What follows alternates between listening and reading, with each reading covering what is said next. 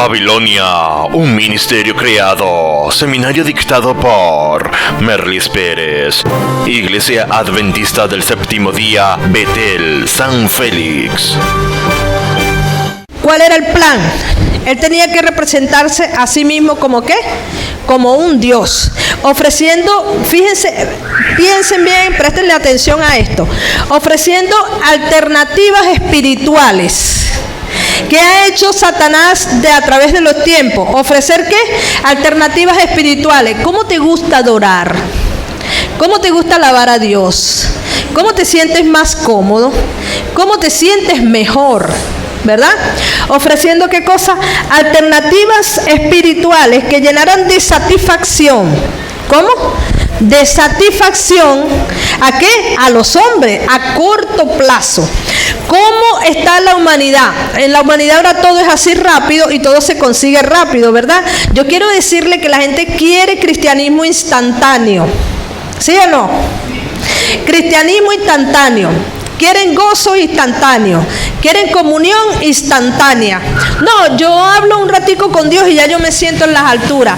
Me quiero sentir bien con el Señor. Bueno, pongo unos CDs de música ahí cristiana y con eso me relajo y con eso ya estoy gozoso y ya soy cristiano y ya soy feliz. Sí, o como dice, leemos un versículo. Entonces, fíjense que dice, alternativas espirituales que llenarán de satisfacción a corto plazo la mente y los corazones ¿de qué? De los hombres, aprovechando así las debilidades del ser humano a causa de la caída del Edén. Entonces, ¿qué hace Satanás? Controlar nuestra mente y controlar nuestros corazones. Si usted se diera cuenta cuánto trabaja Satanás en controlarnos en el día a día. En el día a día, en el diario. No vamos a hablar de las profecías extrañas, de esas cosas que la gente, de cómo tuercen la palabra. No, vamos a hablar del día cotidiano. Cómo Satanás trabaja para que en el día cotidiano usted lo adore a él y cambie de parecer.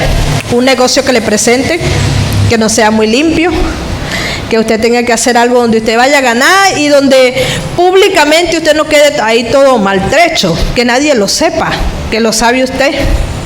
Una situación que pueda tener uno de los jóvenes en el colegio, en la escuela, en la universidad, ¿verdad? No, pero nadie, no lo sabe mi familia, no lo sabe en la iglesia, pero en la universidad y en la escuela lo saben, ¿verdad?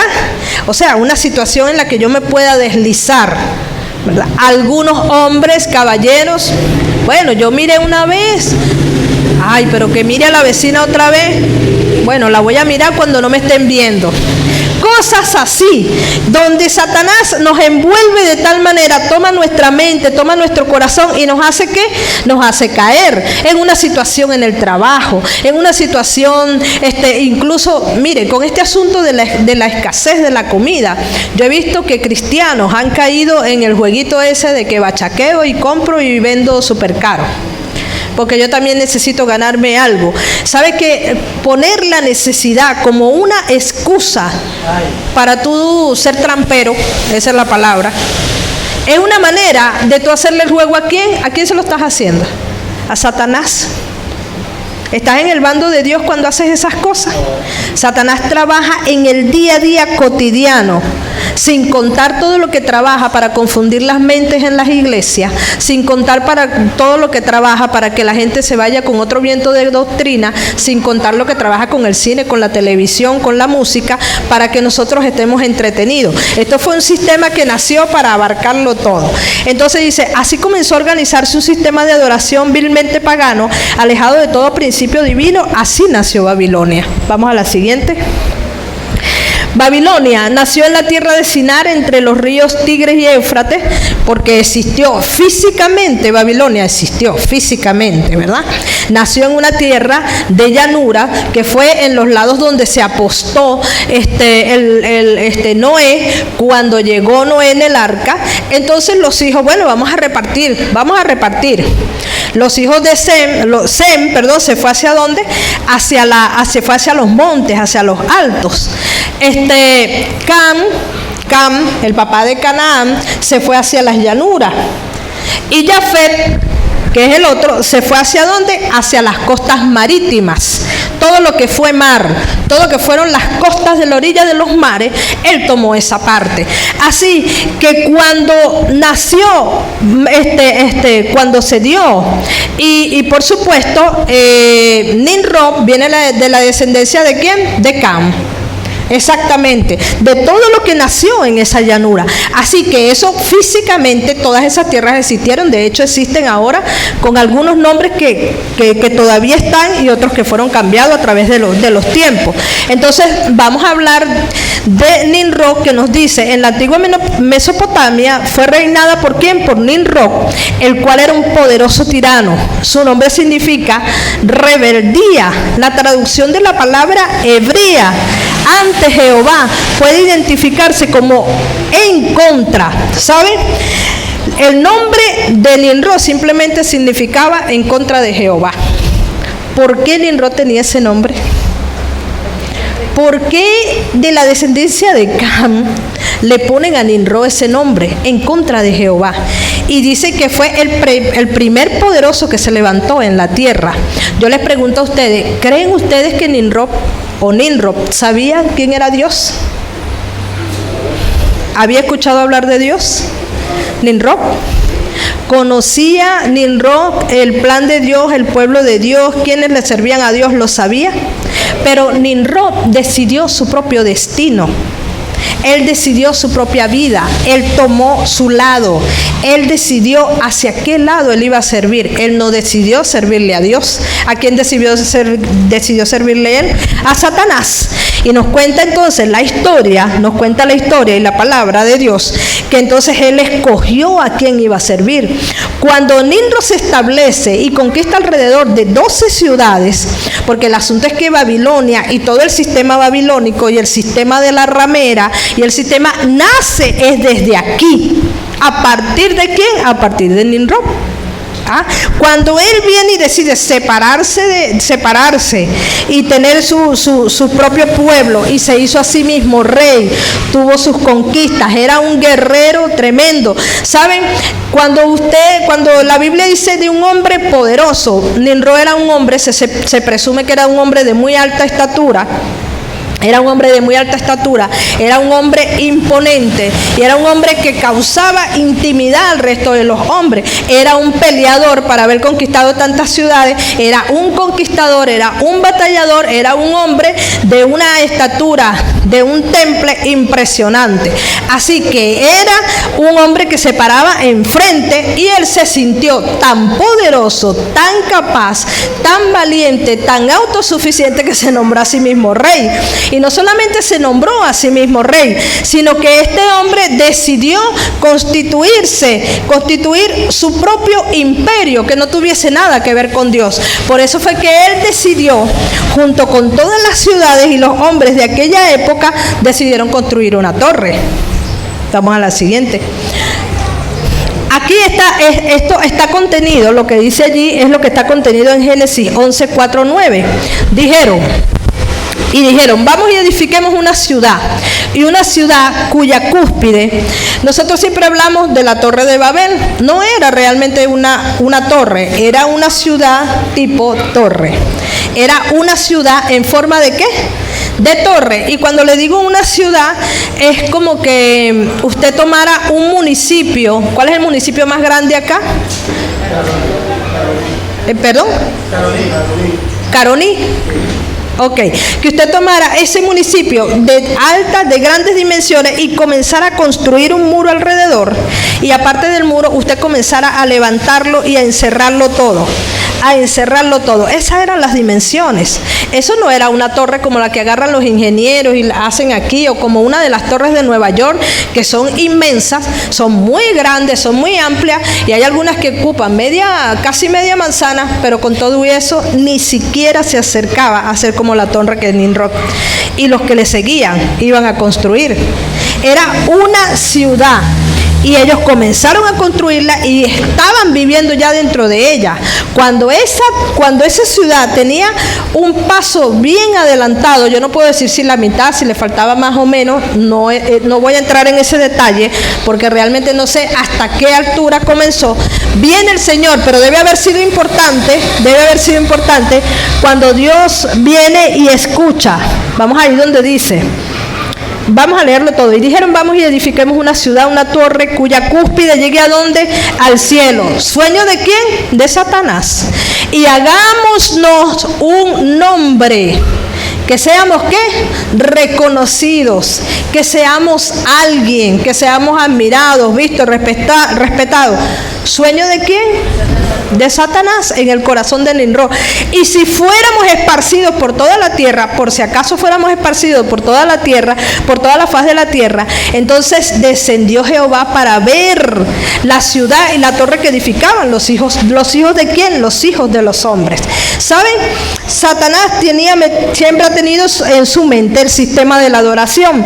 Cuando él dice, bueno, vamos a hacer esta torre por si acaso fuéramos esparcidos por toda la tierra.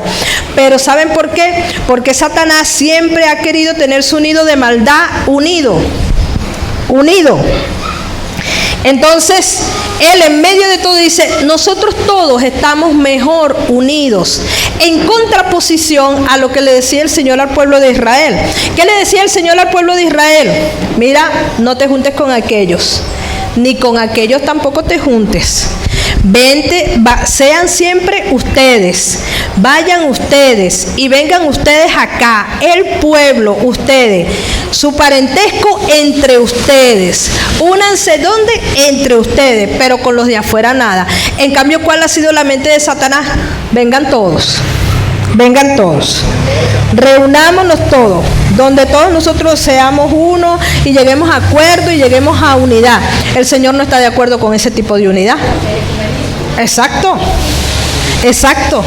¿Por qué ustedes creen que existe la Organización de las Naciones Unidas? Pero esa es otra historia que no les voy a contar.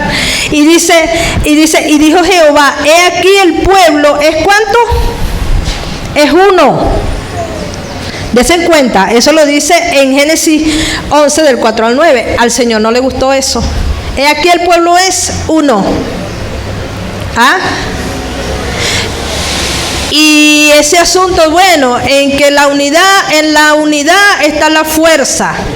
Son pensamientos humanísticos. La fuerza no está en la unidad, la fuerza está en Jesús, en Dios. Y quizás alguno diga, bueno, pero pensándolo así es que no. En el pensamiento humano la unidad está en la fuerza, pero no es así realmente. Y entonces, si nos unimos jamás seremos vencidos, ¿verdad? Ese es otro eslogan. Si nos unimos no seremos vencidos. Si somos un poco haremos bastante bulla. Si somos bastante vamos. Entonces esa cuestión de unirse siempre lleva al pensamiento de que tú tienes que ir en contra de algo porque ya tienes una fuerza. ¿Me están entendiendo? Eso es un pensamiento de Dios. El pensamiento de Dios es: depende de mí. Aquí estoy yo. Ven a mí, dice el Señor. Tienes que tener una dependencia. Y el pueblo entero no era que tenía que unirse entre ellos con el pensamiento que si se iban a unir para depender ¿de quién? De Dios. Porque cada vez que el pueblo se unía y iba a batalla, ¿qué decía? Si Dios no nos da la bendición, nosotros no vamos a la batalla. Si Dios no daba la bendición, aquel ejército no iba a la batalla. Pero fíjense que él dice: y Jehová vio que aquí el pueblo es uno. No le gustó eso al Señor, porque sabía que eso iba en contraposición ¿a qué? A sus planes. Y fíjense, y todos estos tienen ¿qué cosa? Un solo, ¿qué tenían? Un solo lenguaje. Y han comenzado la obra. ¿Qué obra habían comenzado? La obra de Satanás. La idea que Satanás le había dado en la mente. Han comenzado ¿qué cosa? La obra. Y fíjense lo que dice: y nada los hará desistir ahora de lo que han pensado hacer. Nada los hará desistir. Y fíjense lo que dice la palabra de Dios. No los va a dejar. Entonces, ahora pues descendamos. Ahora pues descendamos. Dice, descendamos. Interesante para estas personas que piensan que el Padre no está con el Hijo, que el Hijo es una cosa extraña, que es creado, o los que creen que el Espíritu Santo es una fuerza. Interesante este versículo. ¿Saben por qué? Es interesante porque el Señor dijo, ahora pues descendamos. ¿Con quién estaría hablando? O el Señor se dijo a sí mismo, yo Jehová, ahora descendamos. Hablo en plural. En el idioma original, escrito en el idioma original, dice descendamos. Ahora pues descendamos. Quiere decir que estaba hablando la deidad. ¿Sí o no? ¿Estamos de acuerdo? La deidad estaba hablando. Ahora descendamos. Y fíjense que dice descendamos y confundamos. ¿Sigue hablando cómo? En plural. Bien interesante, ¿verdad? No hay que ir al Pentecostés para saber que el Espíritu Santo es Dios. Vaya a Génesis. Nada más vaya a Génesis. Y Génesis le dice que el Espíritu Santo es Dios. ¿Ah? Entonces dice, confundamos y descendamos y pues allí sus lenguas para que ninguno entienda lo que habla su compañero. Una estrategia inteligentísima que utilizó Dios. Así los esparció Jehová desde allí por toda la faz de la tierra y dejaron de edificar la ciudad. Por eso fue llamado su nombre Babel, que significa ¿qué cosa? Confusión. Pero allí confundió Jehová el lenguaje de toda la tierra y de allí los esparció. ¿Qué hizo el Señor? Los esparció. ¿Saben por qué? El Señor utilizó esto como una estrategia. ¿Para qué? Para detener lo que venía galopando con tanta fuerza, que si el Señor hubiese dejado que Nimrod terminase esa torre, si el Señor les hubiese permitido seguir teniendo un mismo lenguaje, hermanos, ustedes y yo no estuviéramos aquí. Definitivamente no. Eso se hubiese acabado en 2x3. Aquí la cosa, ¿y de quién hubiese sido la victoria? Claro, tuvo que intervenir. ¿Se dan cuenta que el Señor no llamó a los hijos de Sem y le dijo, vengan hijos míos a luchar contra esta? No, el Señor dijo, no, este es un problema que yo tengo que resolver. Y el Señor dijo, esto lo tengo que resolver soy yo, porque era una afrenta directa ¿a quién? A Dios. Era directo con Dios y lo resolvió Él. Lo resolvió Él, así como va a resolver su asunto con Satanás al final de los tiempos. Amén. Mi nombre es Ramiro Palacio, mi cargo es anciano aquí de la iglesia Betel de 11 de abril en San Félix, Estado Bolívar. Y la verdad que nos hemos quedado muy satisfechos con estas enseñanzas extraordinarias que nuestro Dios envía a través de este grupo de hermanos de Él Vendrá. Es realmente extraordinario porque nunca habíamos tenido un seminario como tan completo sobre lo que realmente significa Babilonia y todo lo que conlleva tantas tal vez predicaciones que hemos tenido de otras partes. Nunca nos llevan como nos llevó en este caso nuestra hermana Merlis. Es la primera vez que viene a nuestra iglesia, pero quedamos muy satisfechos porque hemos recibido extraordinarias enseñanzas y pedimos a nuestro Dios Todopoderoso que los ilumine, que los guíe y que vuelvan aquí a esta su iglesia Betel de 11 de abril en San Félix. Pues esperamos con los brazos abiertos. Estamos limitados económicamente, sabemos, eso es apenas lógico, pero de alguna manera nosotros vamos a estar atentos, vamos a contactarnos más seguido con nuestros hermanos que vienen de allá, con nuestro hermano Samuel, con nuestro hermano Joxel, y bueno, con nuestra hermana Merlis y con todos los integrantes de este grupo. Queremos que sigan viniendo, que ojalá sabemos que tenemos una agenda apretada, pero hemos aprendido bastante. Que Dios los bendiga, que Dios los ilumine, que Dios los guíe y quedan aquí en nuestro corazón también grabados. Mi nombre es Alonso Javier, anciano de esta iglesia. He quedado bastante complacido con la presencia del grupo profético evangelístico El Vendrá por estos grandes conocimientos que trajo para la iglesia Betel. Y me gustaría que en una próxima oportunidad podamos tenerlo nuevamente acá, aprendiendo más de esos ministerios que el grupo profético evangelístico tiene desarrollando como meta de predicar el evangelio para que Cristo venga pronto.